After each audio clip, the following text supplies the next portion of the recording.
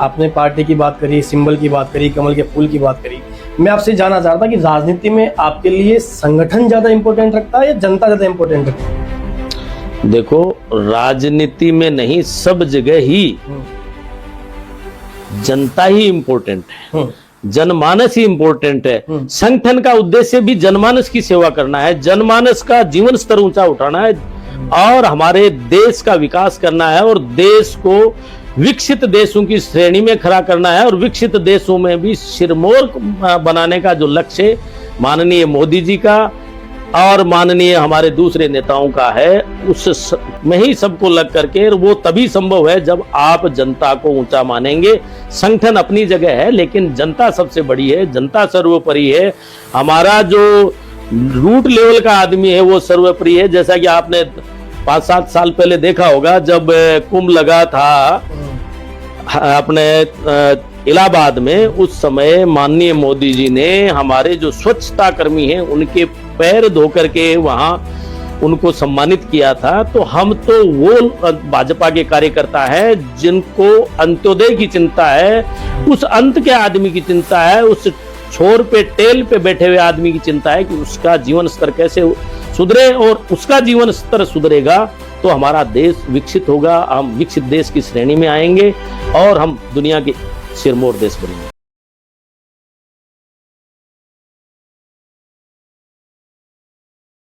जनता ही सर्वोपरि है, आपने बात कही, बात बहुत बड़ी है ये, जनता ही सर्वोपरि है। मैं आपसे ये जानना चाह रहा हूँ कि जनता ही सर्वोपरि, आपने बता दिया कि संगठन बाद में, पहले जनता है, जनता सर्वोपरि है। कल को पार्टी आपको टिकट नहीं देती है और 10-20 हजार लोग आपके पास में इकट्ठा हो जाते हैं कि भाई साहब तो चुनाव लड़िए, तो उस स्थिति में आप क्या करेंगे? वो भी तो जनता है, वो भी तो आपका स्नेह चाहती है, वो भी आपका प्यार चाहती है, तो उस स्थिति में आप क्या करेंगे? देखो, ऐसी स्थिति हमारे जो कार्यकर्ता हैं वही लाते हैं, इसलिए मैं नहीं समझता कि हमारे कार्यकर्ता ऐसी स्थिति में आने वाले हैं कि किसी को भी बागी रूप देवें, और ना ऐसा होने वाला है। और ये आपका काल्पनिक क्वेश्चन है, इसका जवाब मैं इसी रूप में देना चाहूंगा कि मैं भाजपा का कार्यकर्ता हूं, मैं किसी भी हमारे फूल के एंटी वाले आदमी का सहयोग नहीं करूंगा। आपने हजारों लोगों का इलाज किया, लेकिन इलाज कराने वाला हर व्यक्ति जरूरी नहीं कि आपका वोटर बने या बन सकता है। आज भी कैंप वोट लेने के लिए नहीं लगा रहे हैं, आज भी सेवा कार्य वोट लेने के लिए नहीं कर रहे हैं। जो भी काम कर रहे हैं वो हमारे देश का, हमारे लोगों का, हमारे अंत्योदय लोगों का भला करने की काम कर रहे हैं। अब कहा यह जाता है कि जब आप समुद्र मंथन करते हो तो उसमें से अमृत निकलता है। अब वो अमृत किस रूप से जनता हमें निकाल के देती है वो उनका सोच है, उनका काम है।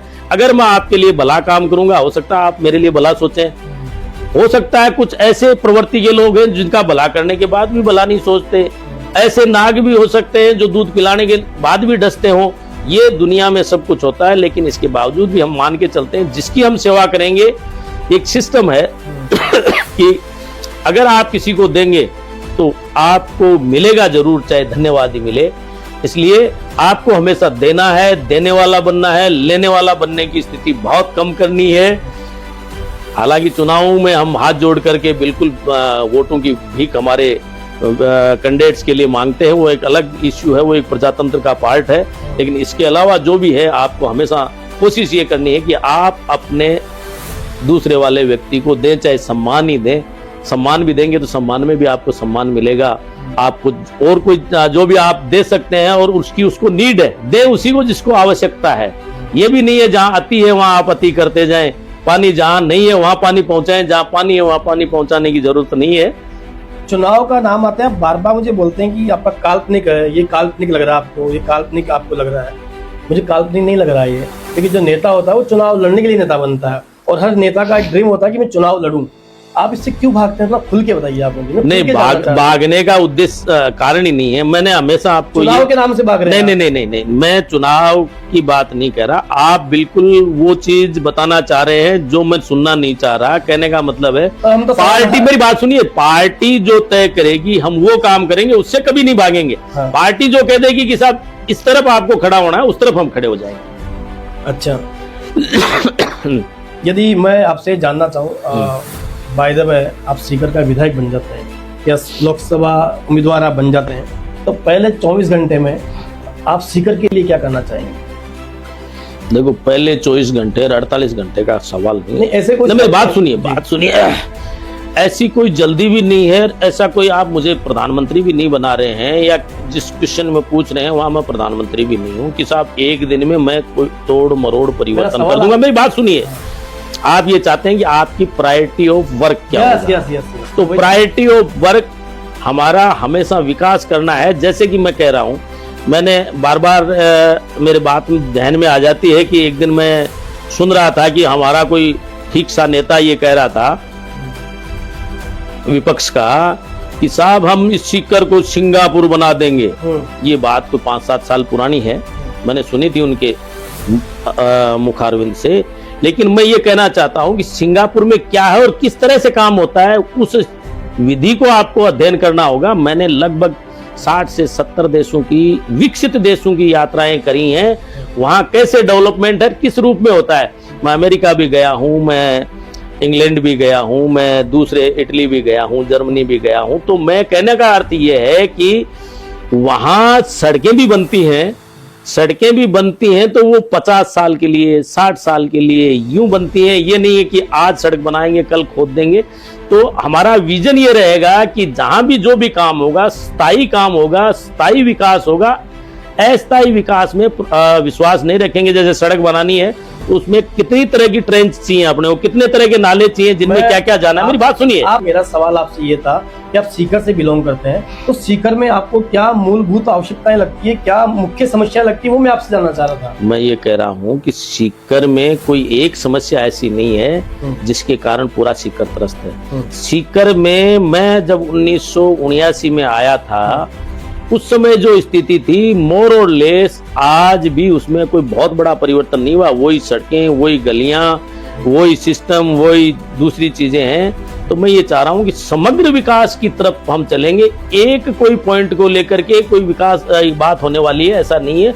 समग्र विकास में सड़कें भी आती हैं, स्वास्थ्य भी आता है, दूसरी जो आपके उत्थान की चीजें वो भी आती हैं। मैं चलो एक व्यक्तिगत सवाल आपसे जानना चाहूंगा कि समाज सेवा आपने काफी लंबे समय तक करी है, अरसे तक आपने समाज सेवा करी, लोगों की सेवाएं भी करी है। डॉक्टर तो वैसे ही भगवान का रूप होता, तो सेवा तो क्या आपने खूब करी है। राजनीति में आप आ गए डॉक्टर बनने के बाद। राजनीति में आने के बाद में कौन सी ऐसी चीज थी जो आपसे छिन गई हो? चिंता कभी नहीं है, आदमी को हमेशा पॉजिटिव रहना होता है। आप कहाँ कर रहे हैं, आप जैसे मान लो मैं एसी का आदी हो गया, एसी में आदी होने का मतलब एसी में खूब काम किया मान लो, और आपको धूप मिल गई, तो आप में ये क्षमता होनी चाहिए कि आप बिना एक ऊ बोले उस धूप को सहन कर सकें। मैंने एज ए चिकित्सक सेवा की, तब भी मैं मेरे परिवार को समय नहीं ज्यादा दे पाता था। एज ए पॉलिटिशियन भी सेवा कर रहा हूं तो भी समय ज्यादा नहीं दे पाता हूं, लेकिन जितना समय देता हूं वो बिल्कुल भरपूर समय और ढंग से देता हूं, ताकि न घर वालों को मेरी कमी खलती है, न मेरे को घर वालों की कमी खलती है। इसलिए कभी भी किसी से कुछ चिंता नहीं है, चिंता मन से है। मन में आपने जो सोच लिया, अगर आप मन में पॉजिटिव है हमेशा, तो आपसे कभी कुछ छिनने वाला नहीं है। और मन में नेगेटिव है तो हर आदमी बात करता है, यार क्या नहीं, कुछ नहीं यार, ये हो गया वो हो गया।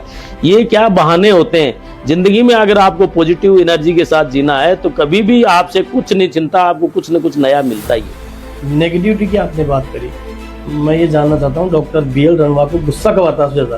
तो मुझे जनरली तो गुस्सा नहीं आता, फिर भी कोई आदमी झूठ बोलता है तो मुझे बहुत दर्द भी होता है, और उस समय मैं खिंच भी जाता हूँ। मन में मुझे बहुत बड़ी टीस भी होती है और गुस्सा भी आता है। तो पहला मेरा सवाल है, डॉक्टर या नेता, डॉक्टर बेहतर है या नेता बेहतर है?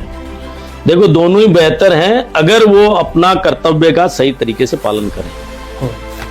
अस्पताल या विधानसभा?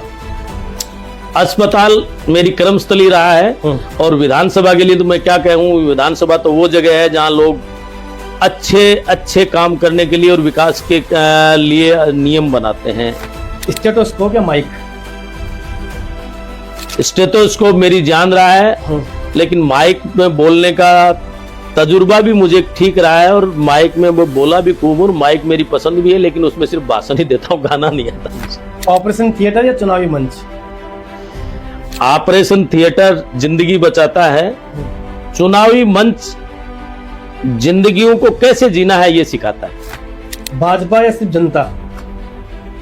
भाजपा मेरी पार्टी है, लेकिन मैंने पहले भी कहा है जनता सर्वोपरि है, हमेशा सर्वोपरि रहेगी।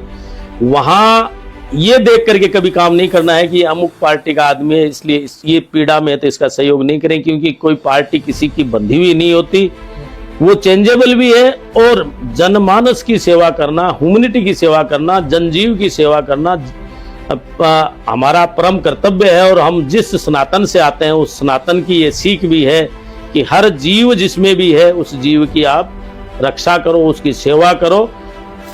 टिकट या सिद्धांत? सिद्धांत इंपॉर्टेंट है, टिकट आते जाते रहते हैं, सिद्धांतों से ही टिकट का महत्व है। मोदी या संगठन? मोदी जी अपने आप में ऐसी किताब है जिसको पूरा पढ़ पाना किसी के बस की बात नहीं है, लेकिन संगठन अपने आप में संगठन ही होता है। भगवा जैकेट या सफेद कोट? सफेद कोट मेरा पुराना सपना और भगवा जैकेट वर्तमान में मैं धारण करता हूं। मैं दोनों का तहे दिल से आदर करता हूं। राजनीति में सबसे बड़ा रोग? राजनीति का देखा जाए तो कोई रोग है नहीं। अगर आपके मन में अगर सेवा करने का भाव हो तो कोई रोग नहीं, और नहीं तो लोग इसके पीछे भागते हैं, आपको भी पता है। और सीकर का सबसे बड़ा दर्द क्या है? सीकर का दर्द यह है कि सीकर को कोई ऐसा अपना नहीं मिला जो सीकर पूरे लोकसभा क्षेत्र को ढंग से संवार सके। पिछले दिनों माननीय हमारे सांसद साहब सुमेधानंद जी ने बहुत बड़ी कोशिश करी, लेकिन वो संत आदमी है, उनकी भी कुछ सीमाएं हैं। इसलिए मैं चाहता हूं कि सीकर को एक डेडिकेटेड ऐसा नेतृत्व कभी न कभी मिले जो हमारे सीकर को हमारे राजस्थान में नहीं अपितु हमारे हिंदुस्तान में एक नंबर पे ला सके। डोटासरा जी को एक सलाह क्या देना चाहेंगे आप? डोटासरा जी को सलाह देना, बहुत बड़े आदमी है, बनता नहीं है, लेकिन जितना शब्दों का कम प्रयोग करेंगे उनके लिए और सब लोगों के लिए और उनकी पार्टी के लिए अच्छा रहेगा। और भजन लाल शर्मा जी से एक मांग क्या करेंगे आप? भजनलाल जी शर्मा से तो मांग यही है कि जो हमारे अंत्योदय के लोग हैं, जो कम से कम कमजोर वर्ग के लोग हैं, सब लोगों का उत्थान के लिए ऊपर से लेकर के नीचे तक के सबके लोगों के लिए सोचे, और ऐसा हमारे भजनलाल जी सोच भी रहे। सांसद या विधायक? सांसद पूरे देश का नेतृत्व करता है और विधायक अपने विधायकी क्षेत्र का नेतृत्व करता है। दोनों का ही अपने आप में बहुत बड़ा महत्व है। नहीं, मैं आपके लिए पूछ रहा हूँ। मैं तो दोनों ही नहीं हूँ। और राजनीति में सबसे ज्यादा किस पर भरोसा है? काम पे और कर्म पे विश्वास है। और डर किससे लगता है? झूठ से। किस तरह से आप प्रेरणा लेते हैं? प्रेरणा तो मैं ये हर बार देता हूँ, एक छोटा सा आपको भी सुना देता हूँ कि हम लोग जो हैं वो क्रिकेट के मैदान में हैं, विदाउट स्टंप वाले मैदान में हैं, जहाँ स्टंप है ही नहीं। आपके पास एक बैट है, सामने से बॉल आती है, हर बार बॉल आ रही है, आप अपनी कोशिश कर रहे हैं, लेकिन आउट आप कभी नहीं होते हैं। जिंदगी में कभी ये नहीं सोचें कि साहब ये चीज अगर मुझे नहीं मिली तो मैं दुनिया में किसी काम का नहीं रहूंगा, क्योंकि पता नहीं आपको उस किस समय उस बैट से आपके छक्का लग जाएगा और आपकी जो बॉल है वो मैदान पार कर जाएगी। इसलिए आदमी को हमेशा पॉजिटिव रहना चाहिए, कभी भी नेगेटिविटी नहीं लानी चाहिए। और कोई आपका हर आदमी का टारगेट होता है, इसलिए किसी भी टारगेट में अगर आप एक बार पिछड़ गए तो ये मतलब नहीं है। हर हार भी जीत की सीख लेकर के आती है, हर हार के पीछे ही जीत है। इसलिए आप कभी ये समझ लो कि साहब इस बार ये नहीं हुआ तो आगे कभी नहीं होगा।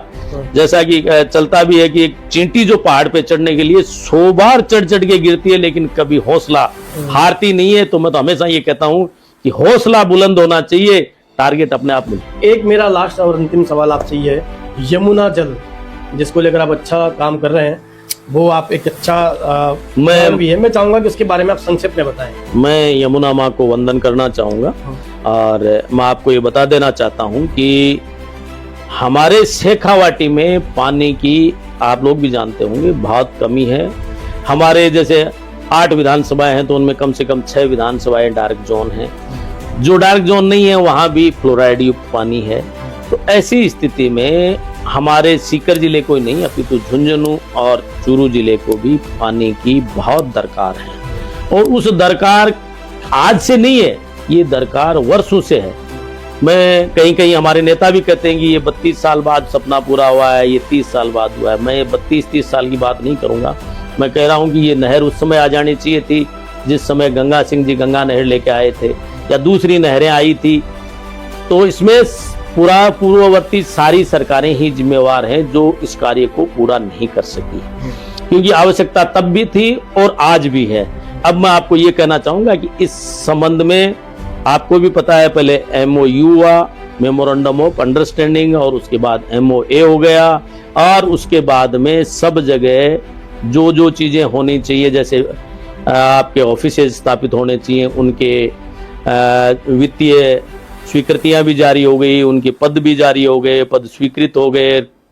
अधिकतर पदों में हमारे अभियंताओं ने कार्य ग्रहण कर लिया है।